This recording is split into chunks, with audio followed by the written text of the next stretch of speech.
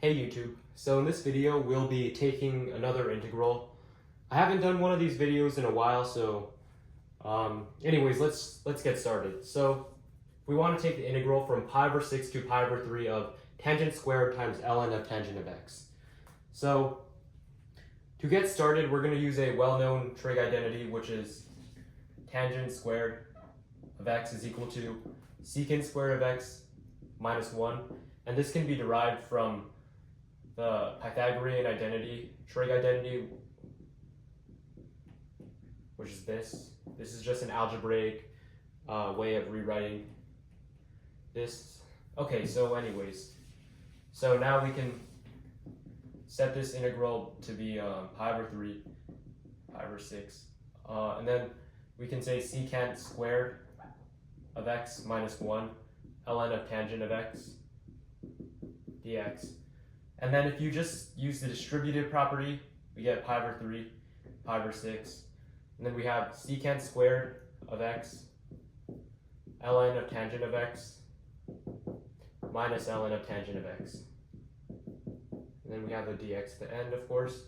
So this left term you can pretty easily get from U-Substitution.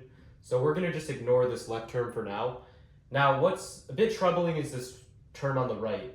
See, ln of tangent isn't so easy to evaluate because there's no way of U-subbing. Or is there? Well, let's try. So now we're going to set I equal to the integral from pi over 6 to pi over 3 of ln of tangent of x. So let's do that. So now you can use a different type of U-sub. So we are going to use U-sub here, so I'm going to use the variable v. So you could set v equal to, pi over 2 minus x. So then in other words, x is equal to pi over 2 minus v. So then dx is equal to negative dv. All right, so how do we progress from here? Well, then, in other words, our integral is equal to, well, we have to change the lower and upper bounds. So the lower bound, you just plug this lower bound into here, pi over 6. Pi over 2 minus pi over 6 is pi over 3, so that's our new lower bound. Then for the upper bound, just plug this pi over 3 into here, you get pi over 6. Now, we can take ln of tangent of, well, now it's pi over 2 minus v times negative dv, because we're subbing in negative dv for dx.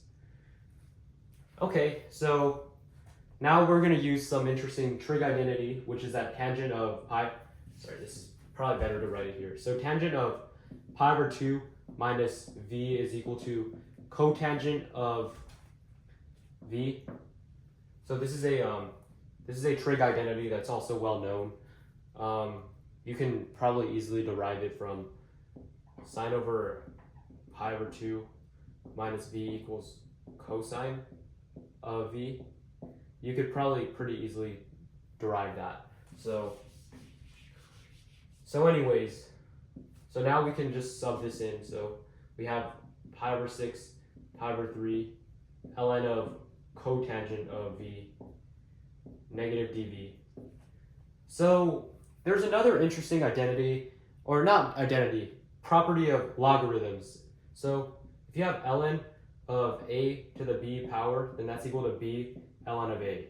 So the thing is about cotangent is that cotangent is equal to 1 over tangent.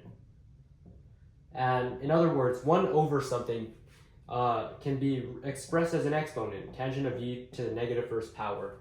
So if you put this into an ln, then this essentially gets turned into negative, this can get turned into negative natural logarithm of tangent of v. So we get pi over 6, pi over 3, negative ln of tangent of v, negative dv. Now these negative signs cancel out, so let me just erase these negative signs. This just becomes negative, or this just becomes ln tangent of v dv. Now we can switch the bounds and say that this is equal to negative integral from pi over 6 to pi over 3 of ln of tangent of v dv. So, and that's because switching the bounds from lower to upper and upper to lower, that just switches the sign of the integral. So, since variables are interchangeable, it doesn't matter what variable you put in there. This can be also expressed as negative pi over 3, pi over 6, ln of tangent of x dx. It doesn't matter what variable you use. The integral is always going to be the same. Now, in other words, this integral up here is equal to this integral down here. So they're the exact same expression, except this is a positive and this is a negative. So in other words, I equals negative I. So when that's true, then I has to be 0.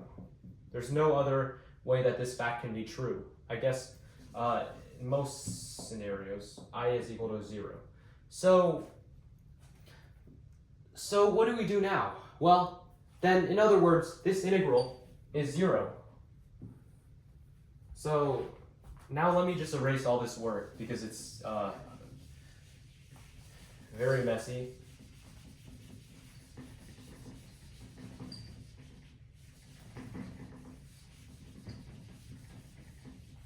So then, in other words, this just goes to 0.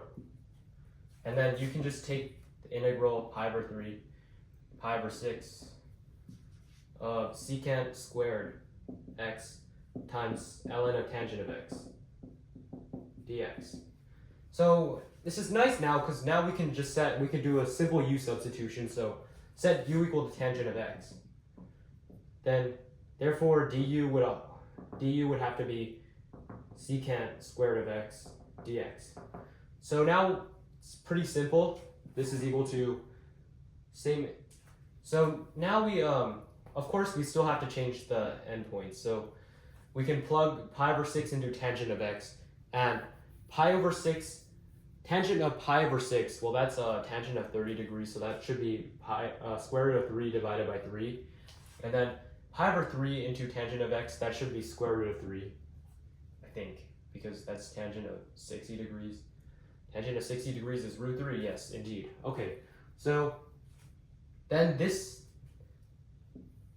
two just combine into du, and you can just substitute u for tangent of x. So we just get ln of u du. And it's well established that the integral of ln of u du is equal to u ln of u minus u plus c. So we don't need plus c because we have bounds. So this just becomes u ln of u minus u from root 3 over 3 to root 3. So then we get root 3 ln of root 3 minus root 3 minus root 3 over 3 ln of root 3 over 3 minus root 3 over 3. So I'm sure there's a billion better ways of expressing this, but that's the basic idea, and I hope you enjoyed this video.